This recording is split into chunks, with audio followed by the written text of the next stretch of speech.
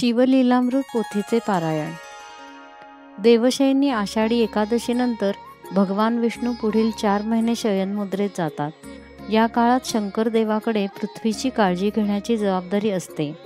तसेच श्रावण महिन्यात शंकर भगवान हे पृथ्वीवर भ्रमण करत असतात, त्यामुळे शिवभक्ती या काळात अधिक करण्यात येते।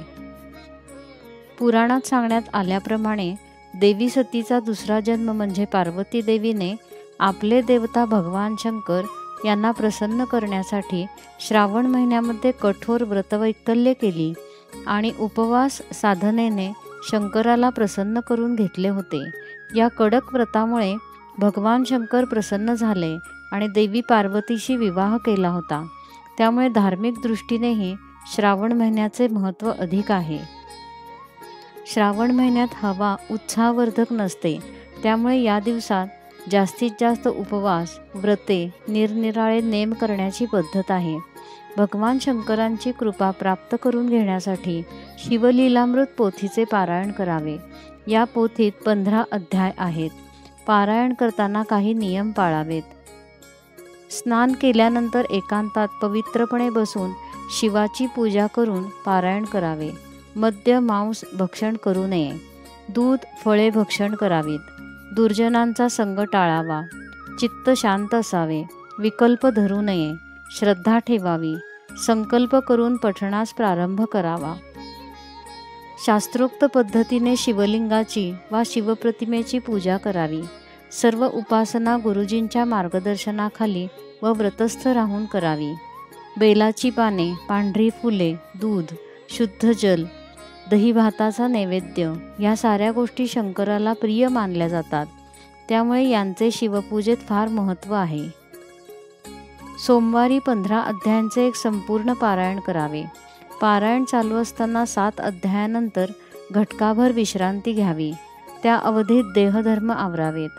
हात पाय तोंड स्वच्छ धुवून पुन्हा आसनस्थ व्हावे आणि पाठ पूर्ण करावा। पारायणानंतर ओम नमः शिवाय या षडाक्षरी मंत्राचा 108 वेळा रुद्रमालेवर जप करावा। फल इष्टकामना पूर्ण होतील। याला एकदिवसीय पारायण म्हणतात। सप्ताह पारायण पद्धती। सोमवारी 15 अध्यायांचे एक संपूर्ण पारायण करावे। रोज एक पारायण याप्रमाणे 7 दिवस 7 पारायणे करावीत। फल सर्व इष्टकामना पूर्ण होऊन गंडांतरे, रोग, मृत्यू, पाप, ऋण, दारिद्र्य, संकटे, कोडासारखे असाध्य रोग इत्यादी टळतील। आयुष्य धन संतती वाढेल। तुष्टी पुष्टी मिळेल। हे सर्व मिळून शेवटी शिवसायुज्यता मिळेल।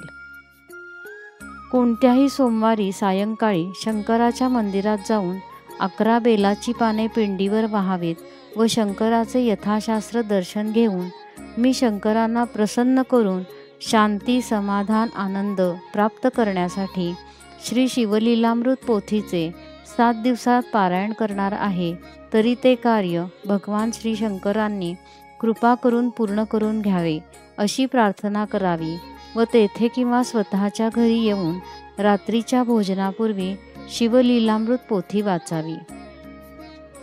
प्रत्येक दिवशी 2 अध्याय याप्रमाणे सोमवारी 1ला व 2रा अध्याय, मंगळवारी 3रा व 4था अध्याय, बुधवारी 5वा व 6वा अध्याय, गुरुवारी 7वा व 8वा अध्याय, शुक्रवारी 9वा व 10वा अध्याय, शनिवारी 11वा व 12वा अध्याय आणि रविवारी 13वा व 14वा अध्याय वाचावा। रविवारी रात्री 15वा अध्याय वाचला तरी चालेल। रविवारी रात्रीच्या आपल्या जेवणाच्या पात्राचा नैवेद्य शंकराला दाखवावा व तेच उद्यापन समजावे। पारायण करताना दिवा तेवत ठेवावा। रविवारी शंकराच्या मंदिरात जाऊन शंकरापुढे यथाशक्ती तांदूळ व पैसे ठेवावेत। शैव संप्रदायी साधूला कमीत कमी 21 रुपये दक्षिणा व पांढरे शुभ्र वस्त्र दान करावे। पोथी मोठ्याने वाचली तरी चालेल, इतरांनीही ऐकावी। रविवारी वाचन पूर्ण झाल्यावर 108 वेळा ओम नमः शिवाय या मंत्राचा जप करावा। ज्यांना पूर्ण पोथी वाचणे शक्य नसेल त्यांनी 11वा अध्याय वाचन करावे। 11व्या अध्यायाच्या केवळ श्रवणानेही एकादश रुद्र प्रसन्न होतात आणि रुद्रपाठाचे पुण्य मिळते। फल आयुष्य संतती लाभेल. अभक्षभक्षण, मद्यपान, ब्रह्महत्यादी महापापे नष्ट होतील. 1,000 कपिला गायी दान केल्याचे पुण्य मिळेल. ग्रंथाच्या शेवटी दिलेल्या 42 ओव्यांचे नित्यपठण केले जाते. ज्यांना वेळेअभावी वा इतर काही कारणांमुळे ग्रंथपठण करता येत नाही त्यांच्यासाठी ह्या ओव्या कामी येतात. रोज सकाळी स्नान करून ह्या 42 ओव्या वाचाव्यात. फल: सर्व ग्रंथाचे पठण केल्याचे पुण्य मिळते.